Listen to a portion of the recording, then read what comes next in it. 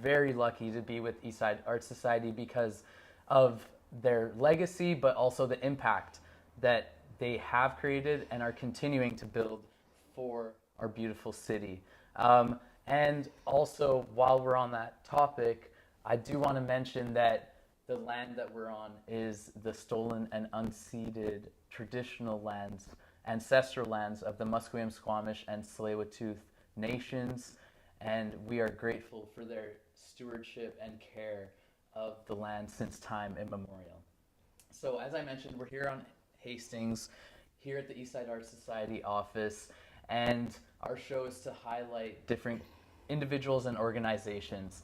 And today we're with the Artistic and Executive Director, Esther, where we're going to talk a little bit about the Eastside Arts Society, but also go into everything that is within that umbrella, because there's so many different initiatives that have grown from Eastside Arts Society. And we're also going to get to know Esther as well. So thanks so much for tuning in, and buckle up, because we're just about to get into it. So how are you feeling today?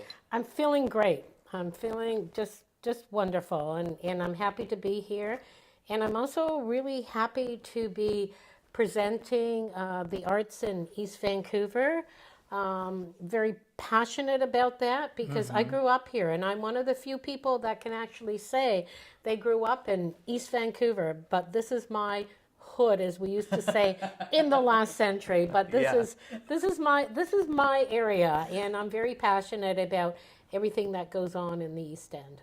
Yeah, and that's right. I mean, I didn't grow up here. I know a lot of people kind of say that you know, a lot of people you meet in Vancouver maybe didn't grow up here or have come here from somewhere. So this is a special opportunity. Which part of East Van did you grow up in? Not that far from where we are. Yeah. I grew up on 2200 block East Pender, so pretty much about 16 blocks to the east of us, up near Hastings and Nanaimo. Yeah, it's a pleasant walk. It is actually. Yeah. And because right now we're in Strathcona, is the area that we're in right Yeah, Strathcona, downtown Eastside, Falls Creek Flats, there's kind of different names. The city keeps kind of changing the boundaries depending on what they're doing politically, but I would say it's overall this area here is Strathcona / downtown Eastside. And how was your experience growing up in East Vancouver? Oh, my experience. Well, that's a loaded question, actually. Wow, I wasn't prepared for that one. Well, I got to kind of step back a little bit with that. I'm first generation, so my family were political refugees. My father was Jewish, and so basically he's one of the few survivors from Europe, I would say, and so my parents immigrated here in the 1950s. They were in a political refugee camp for several years, and anyway, long story short, they landed in East Vancouver, and at that time, I mean, it still is kind of that, but mostly it was immigrants from Eastern Europe, I would say predominantly in this area, yeah. And then in terms of like the environment of growing up in this area, how did it look at that time? Was it different than what it looks like now? Yeah, I guess. I mean, it was always been what I would call, I don't know if we still use this word, but a great deal of diversity culturally, I would say. And so that was what I think made this area really special. Was the diversity of this community in terms of the different languages that were being spoken, the different cultures that were represented here, the different foods that you had access to. So I would say it was pretty unique and pretty special. And you are you an artist? Do you express yourself creatively? I am. I'm a photo-based artist is one of the things that I do when I'm not in this position. Yeah. trying to create change in East Vancouver and trying to develop programs that are building capacity for artists and engaging the public in that. that journey. Yeah. And how did you first discover your creative art expression? Oh, it's interesting because, when my parents moved here, they moved here with nothing really. So the house was really devoid of anything, I would say, cultural. And I don't even know how this happened, but somehow my father got a catalog of Robert Rauschenberg. So I don't know if you know that famous artist. Who doesn't know him? And so he went, "Oh, this is our namesake," and so that was my first introduction to contemporary art, was this catalog and an assemblage, a photo of an assemblage of his work. And that, I would say, was my first introduction to the visual arts. That and one of the high schools that I went to had a dark room. And so I got involved in darkroom processing and was really, and who doesn't get excited about that? When you see things developing and the image starts to emerge, and it's a pretty exciting moment. So I was involved in sort of darkroom classes in my high school at Britannia. Just nearby. Just nearby, exactly. Another pillar of the East Van community. And so, can you tell us a bit about how you got involved in Eastside Arts Society? What is kind of like the origins? Sure. Of it? Yeah. Well, I would say the visual arts is kind of like an interesting discipline because there are very few, at that time when we started the what we call the culture crawl, which was, now we're in its 28th year. So it's been a long time. My partner, actually, Richard Tatro, came up with the name Culture Crawl. He also did the iconic crow that you see most of the time as representing the culture crawl. Yeah. I think we had studios in the east side of Vancouver. There were a lot of artists here when studio rent was inexpensive.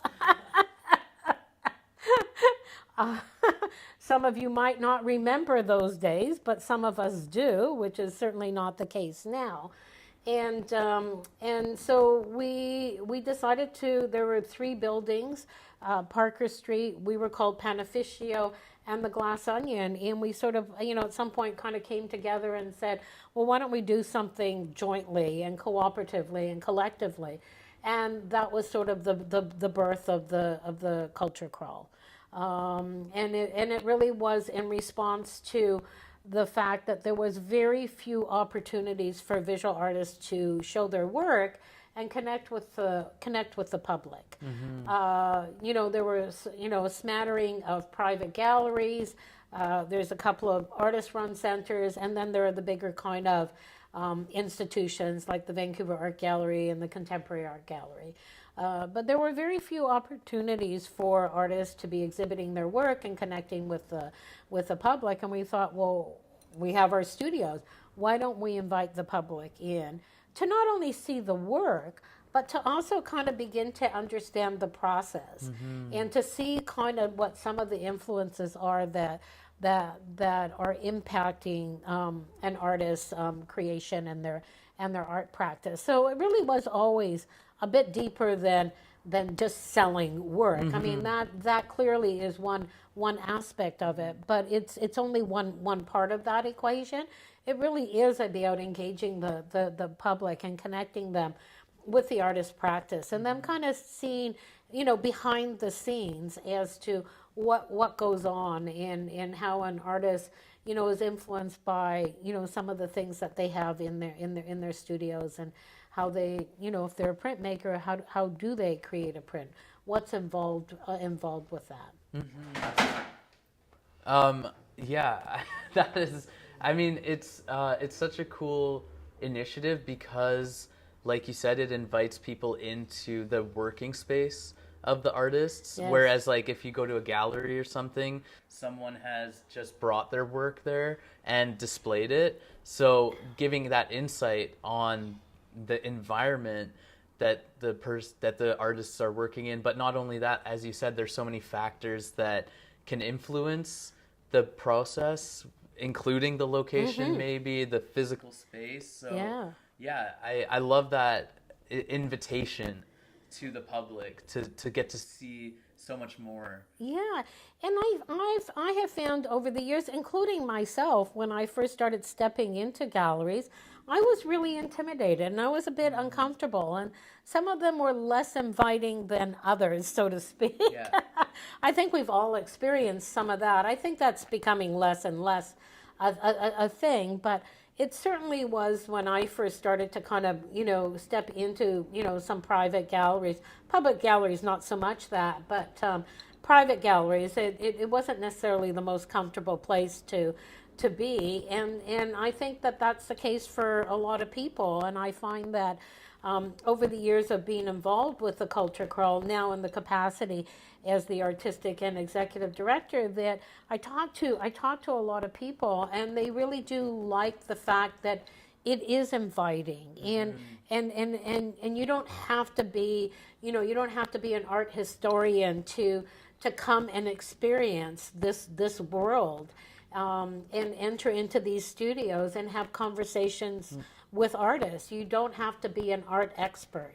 You can just come and you can respond and you can react and you can think about things, and it's just really it's worked for a lot of people.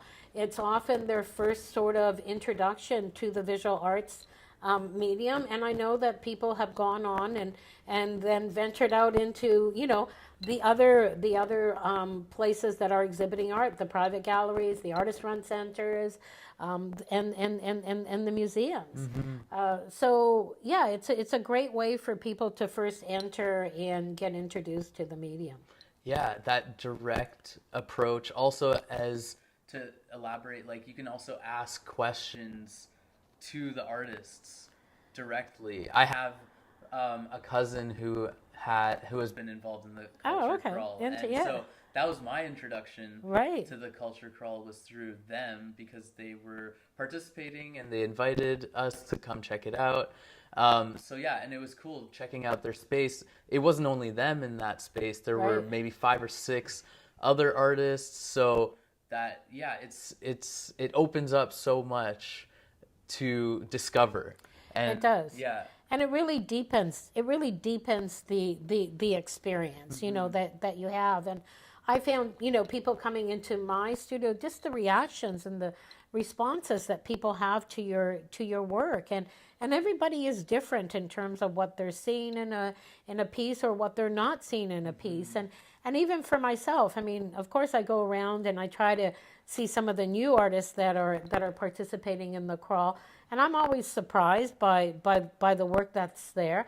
I'm also surprised sometimes by my own biases in terms of what I think I like. And sometimes I found myself looking at some art and sort of dismissing it because it's not my thing, or I think it's not my thing. And then I engage in a conversation with the artist, and they start to explain the work, and then all of a sudden I'm like involved in it, and I'm like, wow, I didn't see it. Now I'm getting this. And I understand how you got to this point. And so I'm continuously surprised by what I'm experiencing and what I'm seeing, and where that artist's mind goes to, and how they put that, forward. Yeah, that's such a cool engagement and exchange that you've created space for. Yeah. And so you mentioned the Culture Crawl kind of so it started in 96, which is incredible. Yeah. And then you said it started with kind of 3 main studios. Spaces. Yeah. How has it grown since 96? Right. Well, back then it was mostly volunteer run. So, I was a volunteer along with many, many others. And we kind of plodded along that way, and it just kept getting bigger and bigger and bigger. And then eventually we formed, I think in 2003, we formed a nonprofit society. And then later on, we actually got charity status. I've been in this position now for 12 years, and I'm really just, starting to kind of change or I'm adding to the programming, because I'm seeing many more opportunities for artists and for this community. But also what I started to see, having been involved with the crawl for so long, is that, and then when I took on this position, what I started to see was, and we were getting a lot of phone calls about, were artists being evicted. And that was sort of like the, you know, the canary in the coal mine moment. We're getting these calls and having to respond and trying to figure out, well, how can we save these buildings? And I think behind you, I'm not sure if this is getting into the video or not, is a painting by an artist at 901 Main. And that building is still currently vacant as we speak, 15 years later. But empty? yeah, empty. The owners evicted all of the artists. It was an artist building for decades. And they evicted, 40 artists. And it was that situation that really prompted this organization to get involved more so in terms of advocating for artist production space. And that's where we find ourselves today, because we started to realize, well, if we're not doing that, who is? And, there has to be a voice to ensure that artists are, if we say, and a lot of people say this, artists are critical to the vibrancy and the soul of a city, and I honestly believe that. And if we do believe that, then we have to put our money and our energy toward ensuring that artists are a part of this community. And as we know, affordability for everybody, it's unaffordable. So we're trying to find ways and means of ensuring that not only do we retain the spaces that we have here, but we add to the spaces. And this isn't, just to be clear, this isn't just about visual artists, it's also about performing artists. We're at this point really speaking out for, all arts disciplines, because all art forms are being impacted by the unaffordability and the lack of space in this city. Yeah, because at its core, it is the physical space that is being impacted. Right. And that's where the creation of art or performance takes place as well, under a roof, within the walls Right. of these actual spaces. So if we can maybe provide some context to our audience, like, what role has East Vancouver played, the East Side, in the story of Vancouver? Yeah. Well, because we're situated in what is primarily commercial and industrial land, this has been a real area of attraction for artists, because you had these buildings that historically used to be relatively inexpensive because they were warehouses or they were here for industrial purposes that are no longer of use anymore. And so there were these large spaces that you could rent. We were my partner and I were in a space on Railway Street. We had 2,000 square feet. It was huge. We could ride our bikes around our studio. I mean, it was just like, whoa, Yeah. And now we find artists working, in 100 square feet. So you can see the change. I mean, from 2,000 to 100 square feet. But this is really where the heart and soul of artistic production comes from.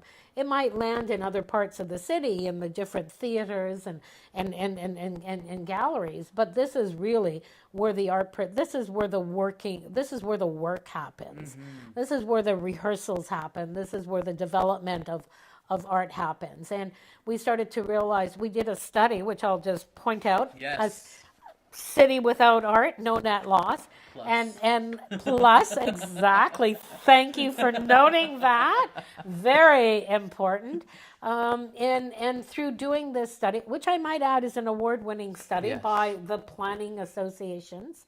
But what we started to realize was how much we were losing in terms of space, and we need to stop that bleeding from happening. But what we also realized is that this part of Vancouver has the highest ratio of artists per capita than anywhere else in Canada. And so to lose that should be scandalous. It should never be allowed to happen. So we have to put a stop to that. And so from that, we developed this whole concept, about the Eastside Arts District. And so on the back end, the Eastside Arts District is all about space development. And it's all about changing policies where we can. It's all about ensuring that artists have spaces to work in. in this part of the city. And so there's a lot of work going on in tandem and in cooperation with the city. They are partners with us on this. And I do think that, our first report was a real eye-opener for people. And they went, wow, I had no idea there were that many artists here, that there was so much production happening here. It's because it's all quietly happening behind closed doors, and these kind of what I would call nondescript buildings. Totally. I don't even know half of what's going on here, And I thought I had my, my thumb on the pulse. Yeah. And actually, in developing the district and going around and doing stakeholder engagements, we're realizing there's just this, there's so much more going on than what we even thought was going on in this neighborhood. So it's very vibrant and it's very active, and we want to ensure that that continues on, because we don't want to lose all of that activity. Yeah. That's part of who we are here. Yeah, and it's amazing that you were able to recognize that as the organization and start to take steps to address it and actually create all this work and do all this work investing in that cause. How, in terms of providing more context and background, why are the spaces becoming less affordable? What is causing that to happen? I guess, I think a lot of people don't realize how small Vancouver really is. And I think people think Vancouver is quite big, but it's not. In terms of land mass, yeah. Exactly. And so, because you kind of take into account West Vancouver, North Vancouver, Burnaby, Richmond, and people see, but that's not Vancouver. Mm-hmm. That's Richmond, that's North Vancouver, that's West Vancouver. It's not Vancouver.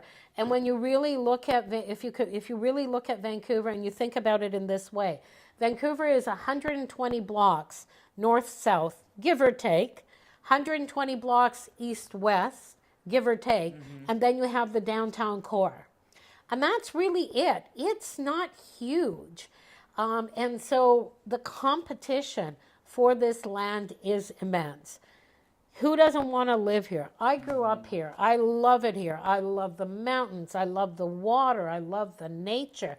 I mean, this is an incredible part of the world. We are very lucky. We are very lucky here, and other people want to share in that.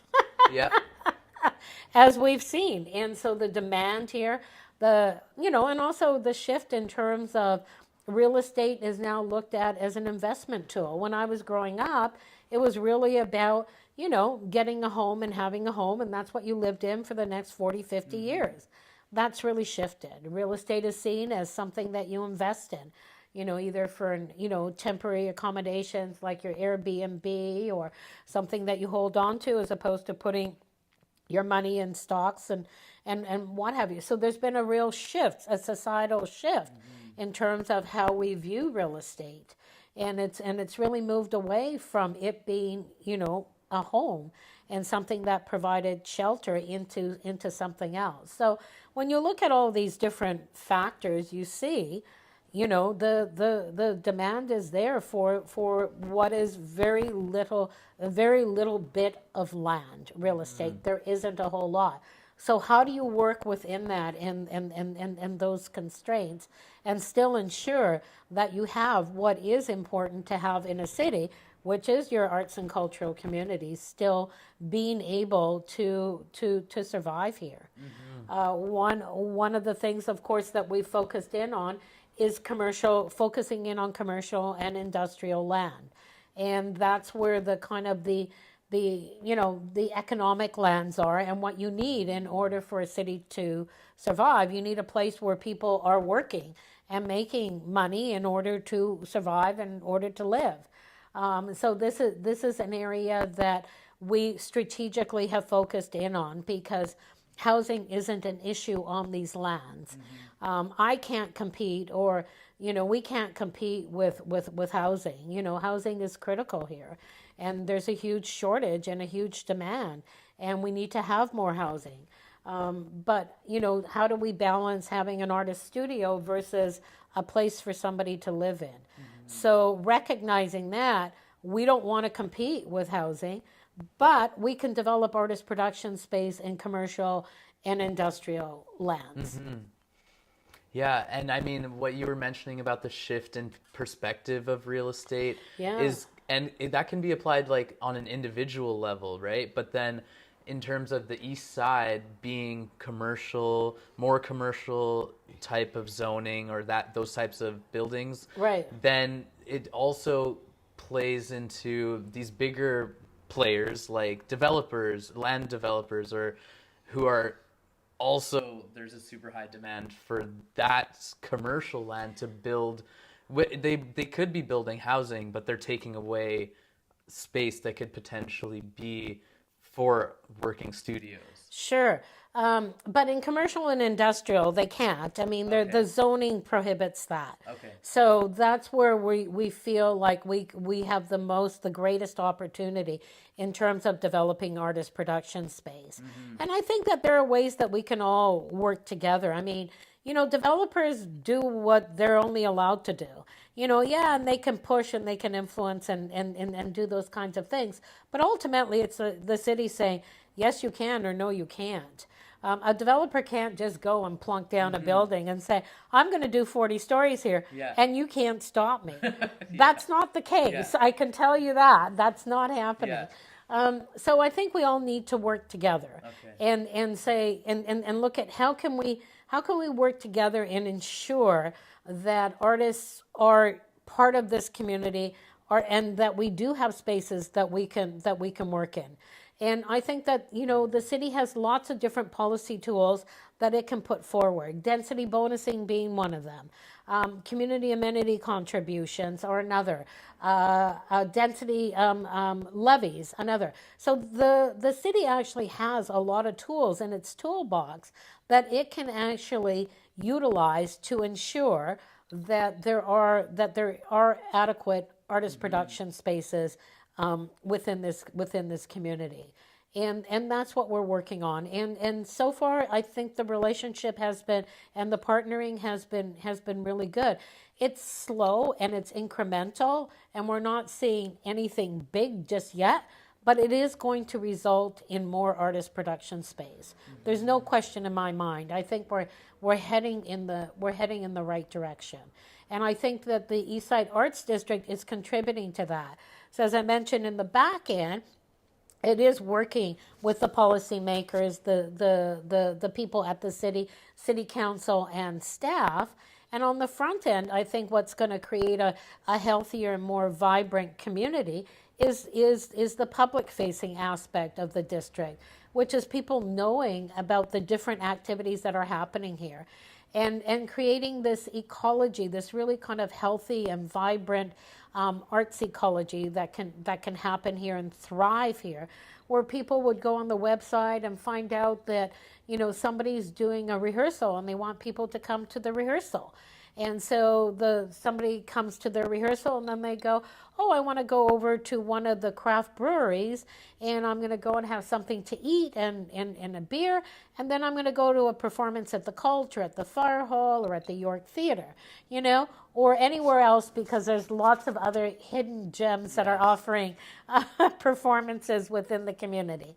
And so I think that, on the public facing, support from the public and starting to come and discovering some of the performances and some of the art activities and events that are happening is going to create a healthier environment. Yeah, absolutely. In terms of the public facing too, I can relate because when I first moved to Vancouver, I was living in Dunbar, which is southwest of the city. And all I knew and heard was like all the action and activity is in East Van. It's here, yes. Yeah.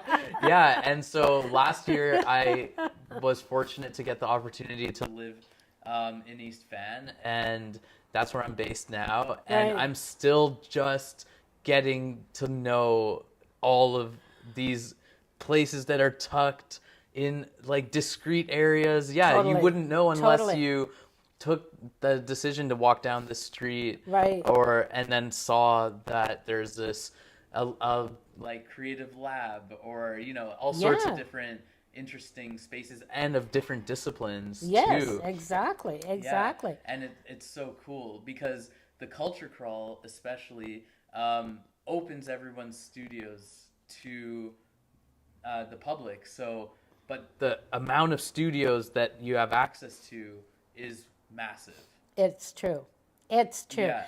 And I always say, we kind of joke where, sometimes when I go to an art opening that's on the other side of Main Street, and we always joke, oh no, Esther's like stepped outside of the boundaries and she's going to an art event Is she coming back? on the west side.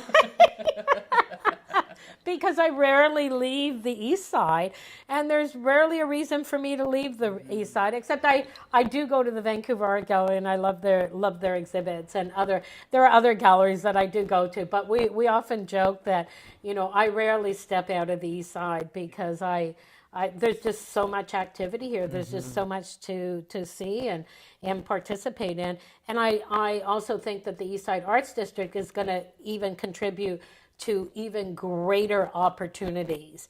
And it's just going to just build and build and build. I'm very optimistic about it because I do believe that we've studied different cultural districts and how they have evolved or not evolved, and how some have been successful and others haven't. And, we're really wanting to see this. This is pretty much coming up from the ground up. It's coming from the arts community. It's not coming from a developer. It's not coming from the government and a top down, although we are working in partnership with the city on this. And we do need their support because it's not going to just happen by us trying to kind of blaze our way through this and develop it. We do need their help. And so the partnership is important. But we do want to say artists first, and this is really what's driving it, is the arts community. And I'm here to do the work on behalf of the artists. I'm not here to do the work on behalf of anybody else. That's what interests me, and that's what's propelling this.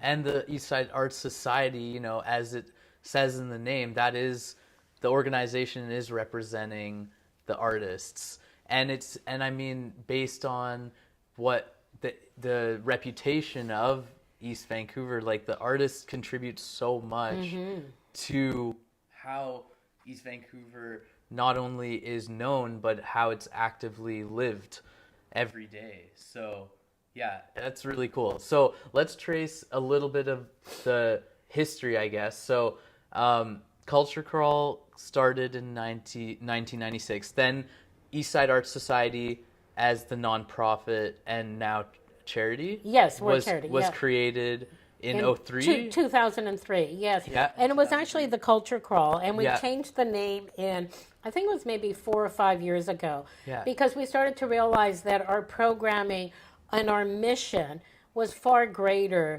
than doing the Culture Crawl. And so, not that the Culture Crawl is small by any stretch of the imagination. It's a massive undertaking and utilizes a great deal of our resources, working Yes. with 500 plus artists every year. But along the way, we've also added, during the pandemic, we decided to stupidly, and I hit myself on the head. I wish somebody else had smacked me and said, "What are you doing? Are you insane? You want to start another festival?" Yeah. Yes, sure, why not? And of course, the pandemic hit, and we started this festival called Create, which was interesting because it was so much of the time, because it was an outdoor festival and it was an art making festival. And it was held in the park, and it was one of the few activities that people could actually participate in when we were literally in the throes of pandemic mania, and we were all afraid to, connect with anybody and step outside and all of that. Create actually, provided an opportunity for people to come outside and to actually make something. And I think a lot of people started to realize when we offered Create how much, and during the pandemic, how valuable the arts were in their lives. And they, so many people said we're missing this because they didn't know what to do. And it's not only that they didn't know what to do, they couldn't do anything. You couldn't go to a theater, you couldn't go where large numbers of people were congregating. And so the Create Festival was outdoors.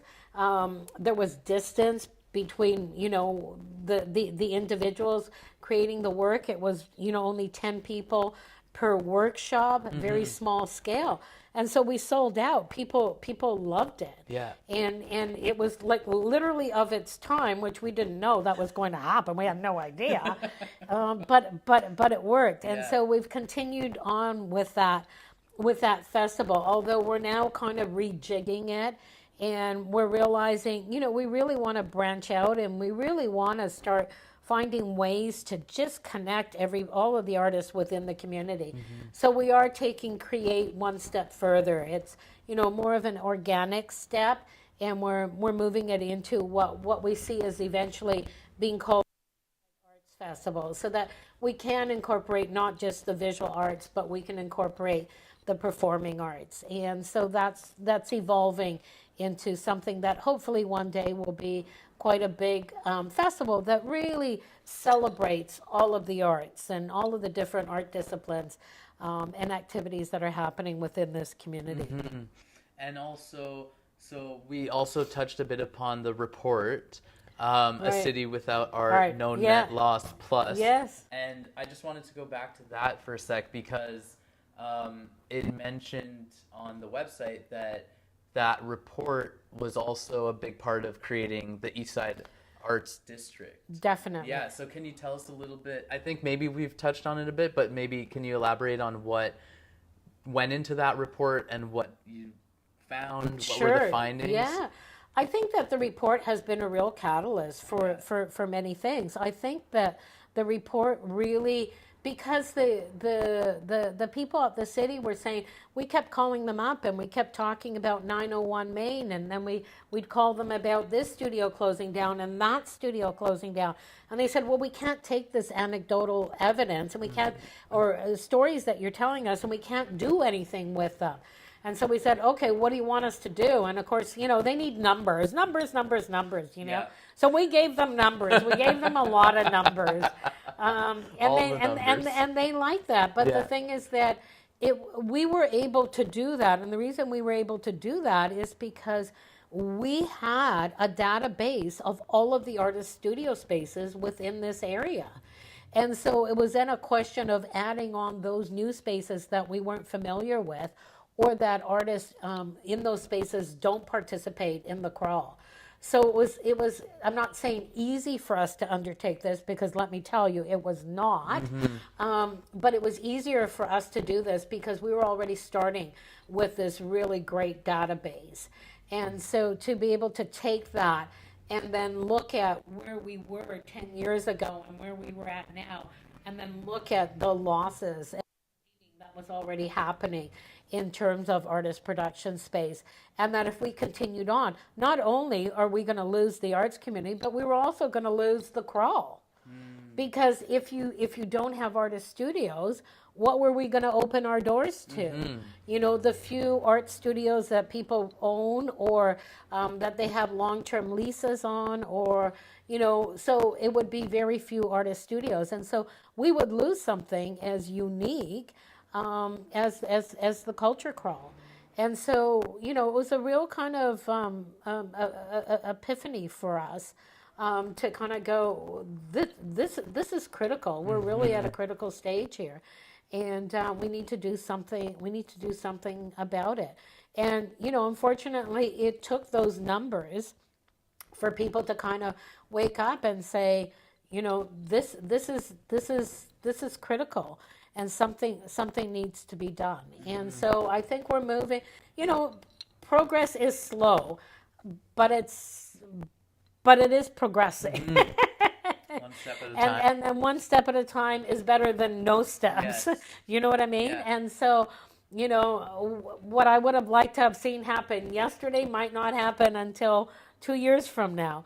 but at least things are now in the works, and things are progressing. And so, and I think that people are taking, the policymakers are taking this seriously, and are realizing that we are at a point in time where we need to be creating spaces.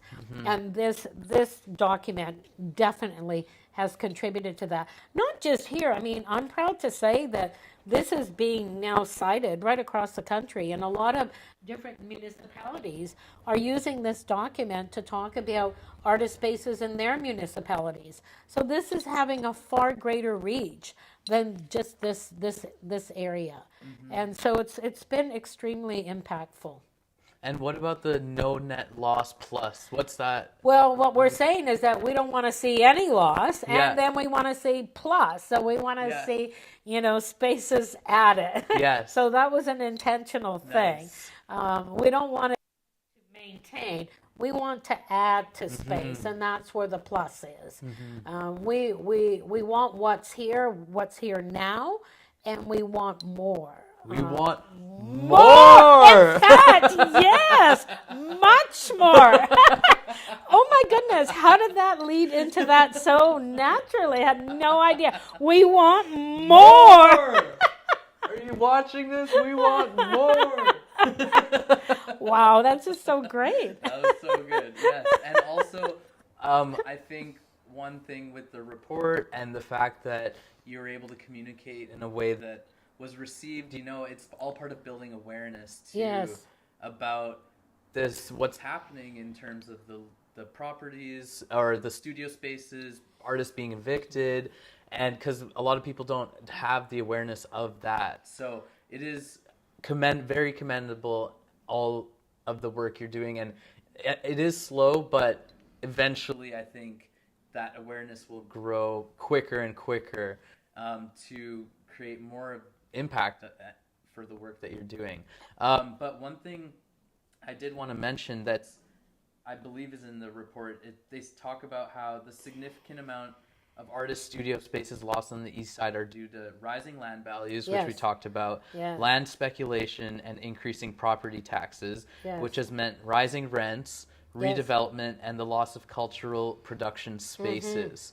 And just to talk about that idea of like these studios being cultural production spaces. Yes.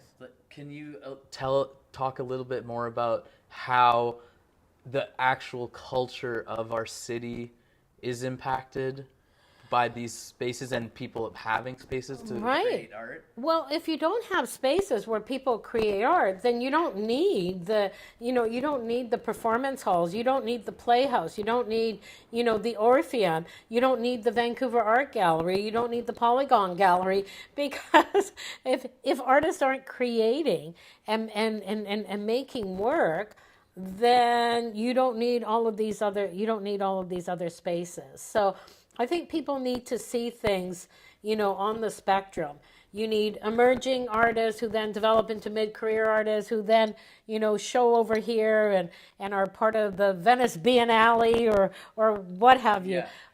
But you need somewhere where artists can be creating the work, because the work doesn't just magically appear in these spaces and places. Yes. Performers need to be rehearsing the work. They can't just get on a stage and then suddenly they're playing a symphony. They need places where they can be rehearsing the work. Thespians, they need to be, rehearsing. They need to be developing their scripts. Dancers, choreographers, they need spaces where they're developing the work. And that's behind the scenes. And I guess in a way it kind of comes back to, where we started this conversation with the Culture Crawl and us opening up the studios and people seeing what happens behind the scenes. And in a way, probably more of, the different art disciplines, perhaps need to be engaging a bit more in that so that people can see. There's a lot of work that goes into any one exhibit, any one performance. This is not, it looks like magic, and it's meant to look like magic, and it's meant to look like it's flawless and it's seamless and all of those things. But behind the scenes, it's not that. And what's happening is very, very different. Now, part of it is the mystique of that and what you see on stage, and you get, captured and caught up in the music or the dance or the theater. But it's understanding that there's a lot of work that goes into any one production. You don't just stand up there and open the doors and boom, it's there. And artists need those spaces for that creation to happen.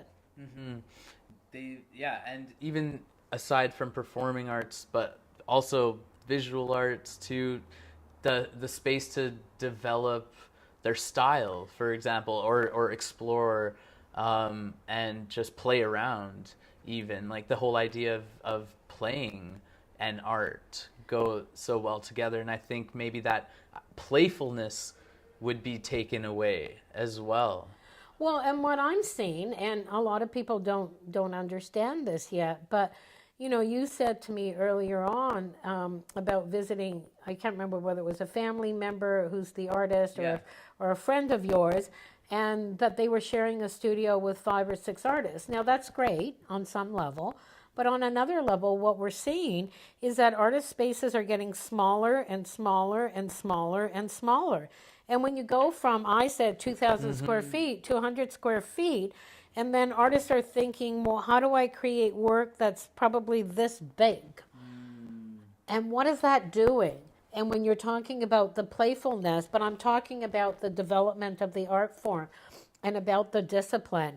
And if you're starting to really constrict and restrict what an artist thinks that they can do because they have such space limitations, how do you think bigger than your 100 square feet? How do you think about bigger pieces, more epic pieces that would take up 2,000 square feet if you're working in a 100 square foot studio? You're really starting to close down the art form, and you're starting to say that only this smaller work is really what you're going to be able to do. And so in a way, it's kind of frightening to me to think that some of these large scale pieces that you see, in the larger galleries, that we are all in kind of awe of. Wow, you got to create that. How amazing. That's just so moving. And you won't be able to see those pieces, because how is an artist going to create those works in 100 square feet?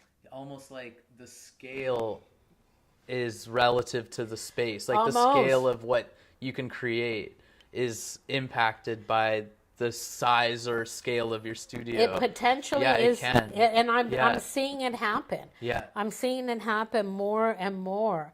And that to me is frightening, because I think it's closing down the artist's ability to think bigger and to create on a scale that's much bigger than their studio space. And yeah, I think that will be less than, or the art form will be less than if we're moving in that direction, because only a few are going to be able to create work of that scale. And in terms of the artists themselves, like everything that we've talked about the situation with studio spaces and access to studio spaces, how's that affecting artists who maybe were based in Vancouver, artists who want to be based in Vancouver? How does that affect their ability to actually create here?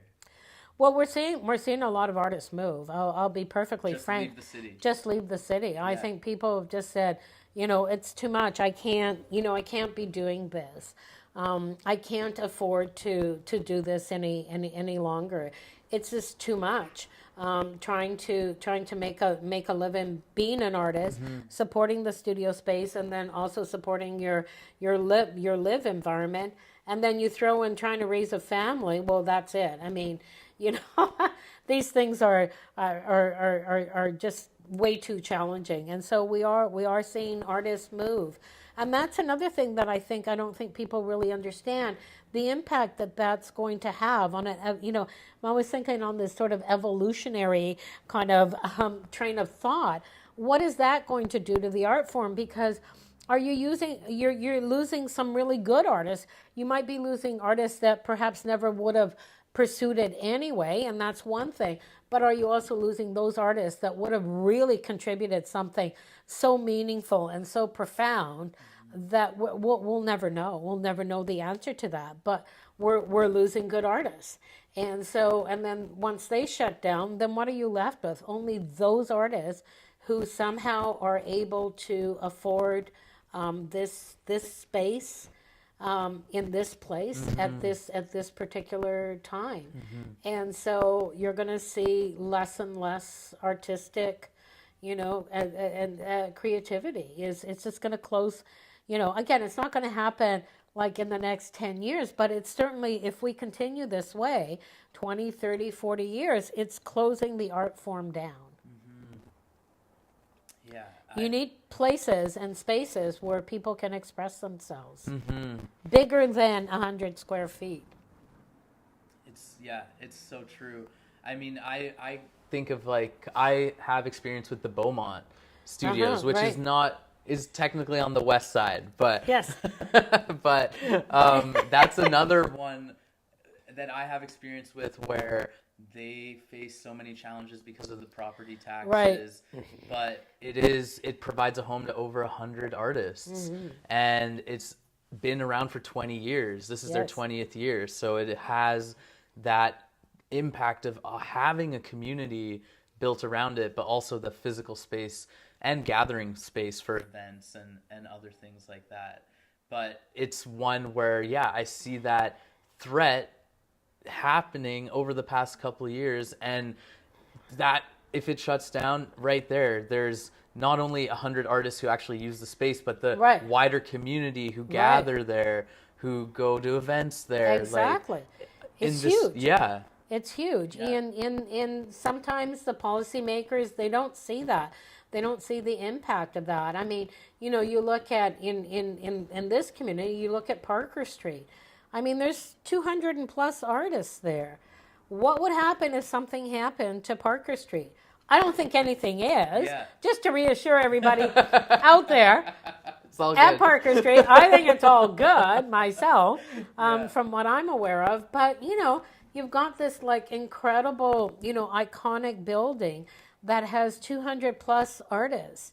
And you want to maintain that, because there's not just, it's not just about the public coming in and seeing it. There's what goes on inside of that building, the peer-to-peer exchanges that happen, the artists, working together and doing projects together and getting ideas from each other and sharing resources. There's a whole kind of, ecosystem that's happening within that building that is really unique, and you can't replicate that. You can't make that just happen somewhere.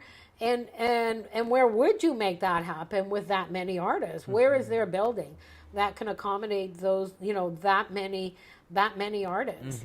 But the exchanges that are happening and how people help each other within that building. You've got new artists who perhaps don't know how to hang a show and they want to open for the crawl. You've got somebody who's going to help them do that. Yeah.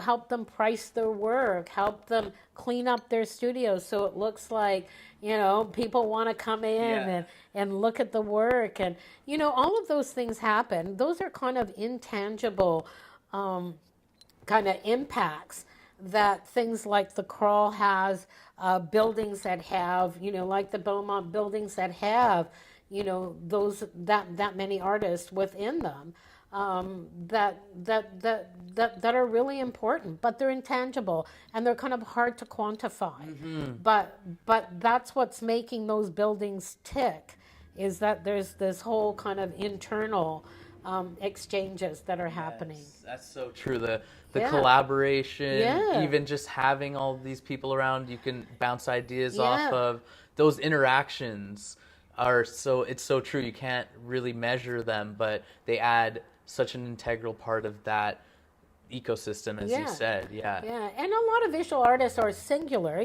they're singular in their sort of their vision, but they do are influenced by other artists, by conversations that you're having or the work that another artist is doing. It's important. It's really important to have that. And so, yeah, I mean, we really need to ensure that those places are safe from redevelopment.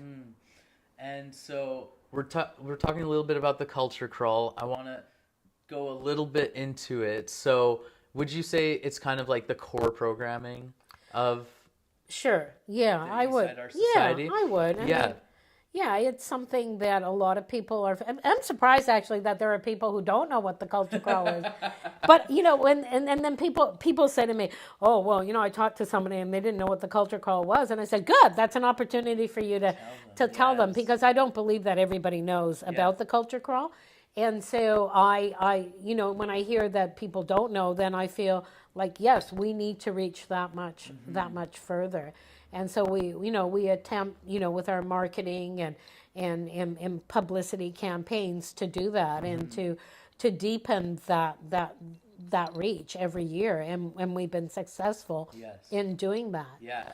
And it's such a cool festival because it invites the public into the artists' working studios. As you mentioned, there's over 500 artists who participate, but also over 45,000 members of the public who also participate. It's over 2 weeks. No, right? it's only 1 weekend. Oh, okay. Only 1 weekend. We're only 4 days, and we're not expanding either. Okay. Just so you know, because you only have 4 days.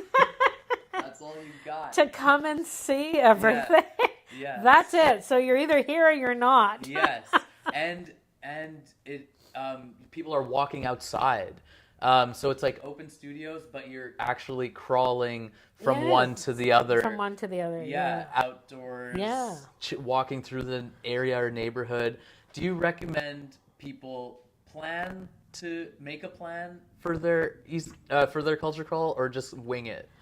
Well, I say go ahead and make a plan, but good luck. And the reason I say that is because I've seen people say, Esther, this is what I'm going to do, and then I'll meet you, and I go, oh yeah, sure, okay. But what happens is that you go to this, so you go online, and we have a really good website, and so you can see what the new work that the artists have created and are showcasing this year. And so people will go there and they're like, oh, I'm interested in sculpture. I want to go and see the woodworking or the furniture or what have you. And so they come up with this list. And then what I find is that, they get to 2 studios and then they see something and then that's it. They're distracted, and that blows their whole schedule. Yeah. And it's like once they're trapped, they're just like, once they go down that rabbit hole where they break from their schedule, they never and they go, oh, I wanted to get to, I never did. And I go, oh, really? What happened? And so they go, well, I went blah, blah, and I that was on my list. And then I got to so-and-so's studio, and it was like, oh, my goodness, I had no idea. And then they, so go ahead, plan away. I doubt that you'll kind of get to the studios that you wanted to.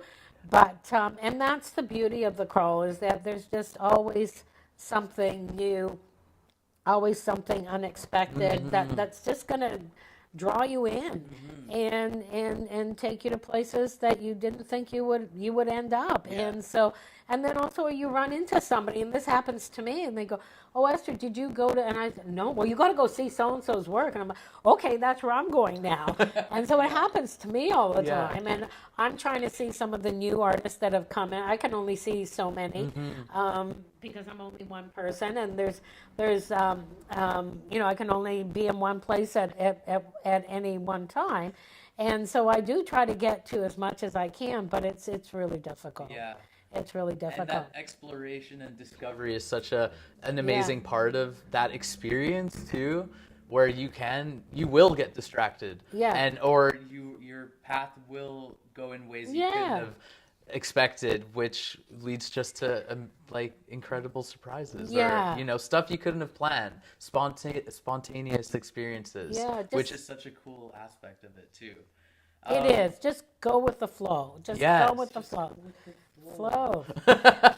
Just let it guide you, follow people. And then, and the other thing that happens, which is quite interesting, is that people start talking to other people. And then somebody says, well, because they'll stop somebody and they'll say, oh, I need to go here. And then the person will say, yeah, but, I was just in this studio. You should go in here. And then just a random stranger says that to another stranger. Yeah. And then that person goes, oh, okay, I'll go in here. And I see that happening. And so the connections, that are happening with the public and the excitement of what they just, saw and participated in, they're telling other people that they don't know, just strangers, and then those people go there. So it's pretty unique. Yes, it is such a unique festival. Yeah, and creates unique experiences for everybody. So we are, we're getting close to the end of our time together. I have a few more questions, but one thing is, so in terms of Eastside Arts Society, I just want to do like a rapid fire listing of everything under the umbrella. So there's the culture crawl. Yes, well, there's the public facing stuff, which is the culture crawl, which happens 4 days, the third week in November. Yeah. Don't quote me on the dates here. I think we're 14th, 15th, 16th, and 17th. For this year? Yeah, it changes every year. Yeah. And this year it's kind of early, just when the third weekend falls. We have the Create Festival in the summer, so July 22nd to the 28th. Yeah. We have preview exhibits that happen in curated exhibits that happen before the crawl opens, and so that usually opens up in the first week of November. Okay. And that happens at it's an exhibit with like 80 plus artists, and that will happen at the Pendulum, at the place called Alternative Creations, and Strange Fellows Brewery. Nice. And then we have something called Moving Art, Film and Video, because that was a way that we could showcase film and video artists, many who perhaps don't have studios. And then we have something called Talking Art, where it's a series of artist talks that we do about a week before the culture crawl starts. Nice. So we have that happening. We also, behind the scenes, we do a lot of work in terms of we offer artist professional development workshops. Exactly. And then we do a lot of, we're not allowed to use this word, advocacy work. You're not allowed to, as a charity. So we don't do advocacy work. Oh, no. Did I say that? No, we don't do that. But we work towards sort of supporting artists in different ways that helps build their capacity. So, when we hear about artists being evicted, or, that their rents have gone up, and is there something that we can do? And sometimes there is, and sometimes there isn't.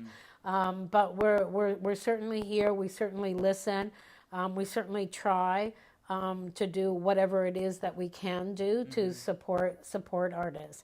And then, of course, we're developing this whole other, three-headed monster.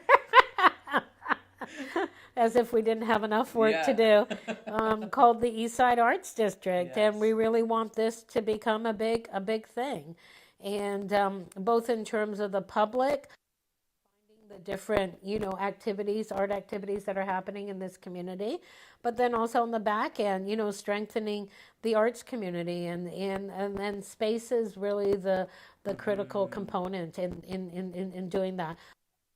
But space, without space, you're not going to have artists producing work, regardless of whether you're a visual artist or a choreographer, a thespian, a musician. Doesn't matter. You need the space. You need really space. The crux. That's the crux. Of it. Yes. It is the crux. Yeah. Yes. And then I saw Studio 101. Oh, how can I forget that? Yeah. Yeah. Oh, I love that. Studio 101 started with just one classroom. And what we realize is that, is that, in this community, it is quite challenged financially. And a lot of the kids in this neighborhood never been in an artist studio. So we developed this program where we work with the 4 elementary schools in this catchment area, and we contract the artists. And the students go into an artist studio, and they get to make a work of art. Nice. Yeah, so either it could be ceramics, it could be a painting, it could be collage. We've done some filmmaking. And so last year we worked with 240 students within the community.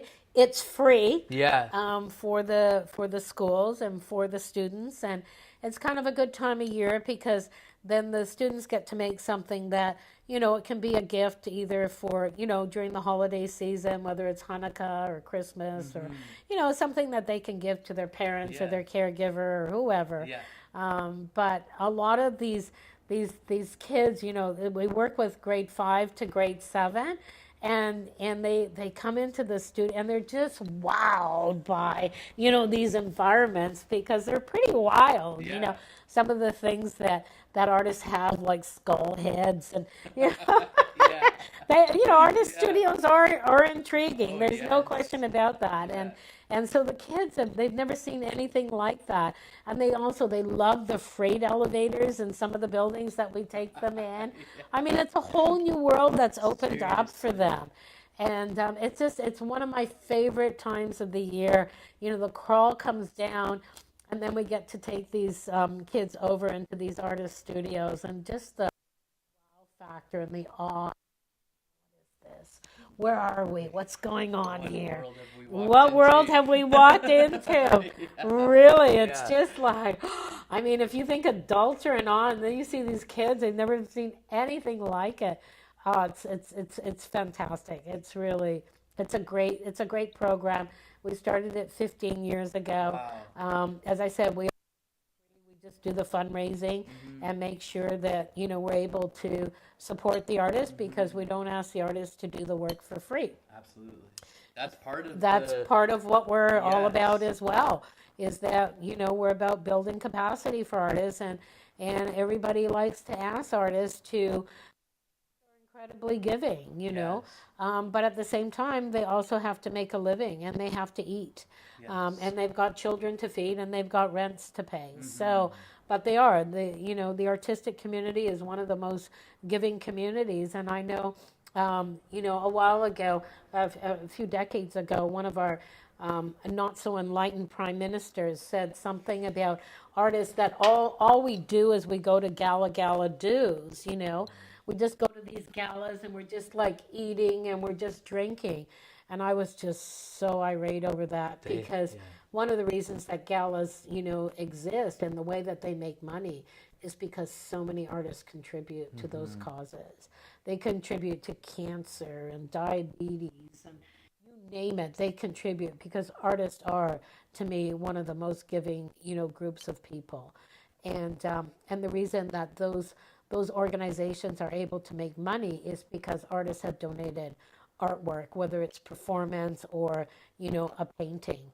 And for that, they might get a cocktail and a couple of little appetizers, seriously, you know, and their work is worth thousands of dollars that a nonprofit is making to help support a particular cause. So anyway, don't get me started on that. I don't rail about it. But actually supporting the artists in terms of fair payment for their work. Yes. And you know, I get a lot of phone calls here where people go, "Oh, I have this great idea," and I'm like, let's hear it. Let's hear it. And let's have this artist do this, and I'm like, that's great, that's nice. And then payment would be what exactly? Well, I just thought, and I say, think no more. Hold it right there. Hold it right there.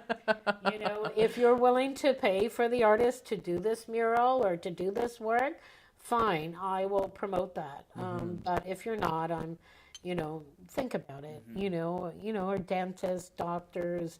You know, anybody, you know, are they asked to do all their services for free? No. But for some reason, that seems to be, you know, the way that people look at the artistic community. It's just there for just the asking all of the time. Which is not true. They're also professional, working people. They need to eat. And they have rents to pay, and they have children that they need to feed as well. And so, I think it's important. I mean, this is part of educating the public, and for people to get a better understanding. And when that ex, and I like saying ex Prime Minister, you know, I mean, shame on him for making such a statement, and not understanding and valuing, what artists do in this society, and truly how giving they are. Obviously, On so many that levels. person hadn't been to East Vancouver. No, but they've been to lots of events, and they Yeah. don't realize that all of that artwork was donated. Those performances that they were experiencing were donated. And all of those artists said, yes, we believe in this cause and we're going to do this. And so, yes, a lot of people need to be educated in that way. And in terms of Eastside Arts Society, how can people support the work of Eastside Arts Society? Well, they can to all of our events. Of course, they can donate, and we are a charitable organization. You get the and support art making in this city, and all of the work that we do to ensure that this that art and artists remain in this city, and that there's opportunities for artists to exist here, and that's really what you're supporting. Absolutely. And in terms, you mentioned the crow. I wanted to crow. ask the about crow. the crow. Oh, well, And that's an interesting evolution. yeah. And what is the significance of the crow? Well, in our days, we had other creatures, and because in those fairly, and we were coming up with things like cockroaches and that we thought were like very East End, Yeah. And then we thought, well, maybe the public wouldn't like that. So the cockroach sort of, and then because path here. Yeah. And so you have, on a daily basis, you have the crows around 6 o'clock, coming past this area. Yeah. And then moving on to Burnaby where they nest. So in the around dusk. Yeah. So crows are an important part of this neighborhood. Yeah. They're everywhere. So and then crows, once you delve into them, are pretty birds, and there's a lot to be said about the crows. So we our mascot, I guess you could call it. Yeah. I think it's lovingly embraced, It is. Yes. It is. Yeah. Yeah. And then finally, just want to ask about the goals for the coming few years. Is Eastside Arts District kind of that pivot for future planning? It is, yeah, and it's really strengthening the Eastside Arts District. It's finding the means to sustain it. And so we have ideas and suggestions as to how that's going to play out. But I really do think that this is going to really shine a light on this area. It's going to shine a light on the need, an even bigger light on the need for artist production space, and how critical it is to have that if we want a city with art. This is really an important ingredient in doing that. And what about yourself? You've been executive artistic director. Yes. You said for 12 years. Yes, yeah. What's happening with you? What are your Well, plans? I'm actually gonna be moving on soon. Not like off the planet or anything like that. But I've reached a certain point in time. I don't know when. I haven't really sort of settled on a date, but I really do want to see the Eastside Arts District sort of solidified and really really solid. And so I have a few more years, but I really want to get back to my art practice, and I want to travel quite a bit. So that's I'm really strengthening our team here, And there'll be people who will be able to take this mantle on and continue on, for sure. That's incredible. Well, that brings us to the end of the interview. Thank you so much, Esther, for your time today.